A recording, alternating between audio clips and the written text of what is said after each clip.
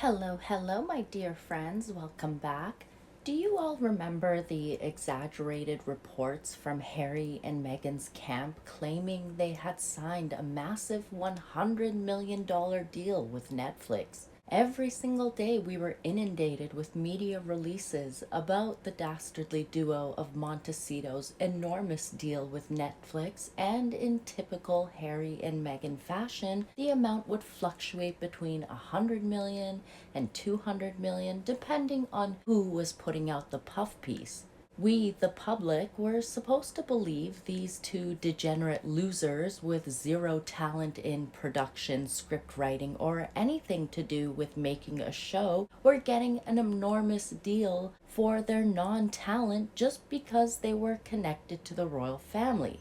All of this was being shoved down our throats when we were in the throes of lockdown in 2020. Now, I can only speak for myself, but I was stressing about having to deal with lockdowns, shortages of formula, the cost of diapers skyrocketing, and not being able to go to work, or being forced to get an experimental vaccine, or being terminated from work. It was a lot of pressure for a peasant like me, and for many others, I'm sure. But hey, Harry and Meghan thought that would be the perfect time to let everyone know, hey losers, you're all poor. We just signed a $30 million Spotify deal and we got a $100 million Netflix deal, blah, blah, blah.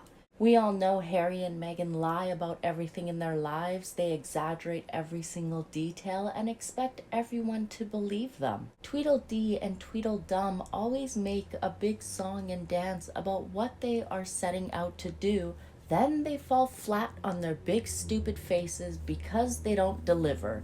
For instance, when they announced their deal with Netflix back in September of 2020, the duo claimed the focus would be on creating content that informs but also gives hope, and Netflix's unprecedented reach will help them share impactful content that unlocks action, blah blah blah, the usual Duchess word salad mumbo jumbo. Instead of creating content that informs, we got a 6-hour monathon from two grown-ass adults who were behaving like spoiled brats. Unless they are taking a huge dump on Harry's family, those two degenerates have nothing to offer. Well, finally, we get the truth about the Netflix numbers. Alison Boshoff for Daily Mail spills the tea in her article, which says the following. I'm told by well-placed sources with knowledge of the deal that the association has been disappointing all around, with Harry and Meghan drawing a relatively meager amount from the streamer, thought to amount to as little as 20 million for them personally, all in. The expectation in Hollywood is that both parties will break the deal as soon as it is contractually viable, which will mean a divorce in September this year or next. However, the source with knowledge of the situation says that essentially the Netflix deal is a dead duck. Rather than a massive lump sum, the deal consisted of a multi-year commitment from Netflix to cover the overheads of Archewell. This is said to be in the region of $3 million a year, which the Sussexes will keep a small portion personally. It's thought they got a small fraction of that number up front, and everything from there is largely contingent on performance. Allison continues to write, the simple fact here is Archewell has been relatively inactive, and Netflix is annoyed to be advancing several millions of dollars of overhead to a company that can't seem to retain more than a handful of staff at a time. That wasn't what Netflix were pitched, and the shaky executive base is a big part of the reason why Archewell hasn't gotten much done. My opinion here, folks, Allison just needs to spit it out. Just tell us what we already know. Harry and Meghan aren't talented. They have no ideas. Meghan is a nightmare to work with.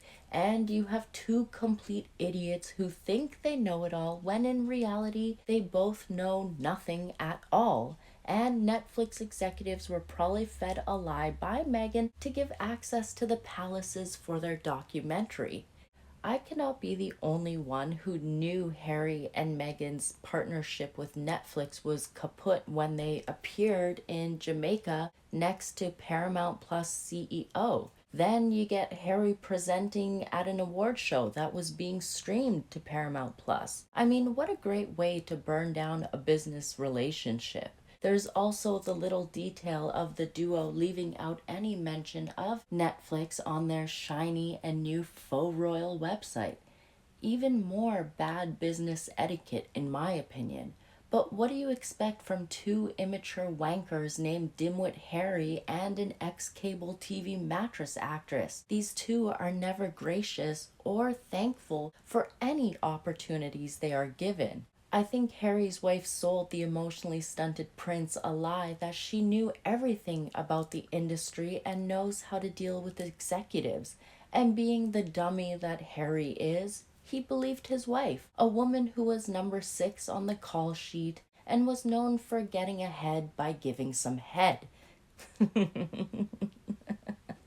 At the end of the day, the dastardly duo have no talent, and they are lucky if they even got 20 million from Netflix for their lackluster work. If David and Victoria received 18 million for their special and it was funny and successful, then I don't believe Harry and Meghan got 20 million. What do you guys think about that?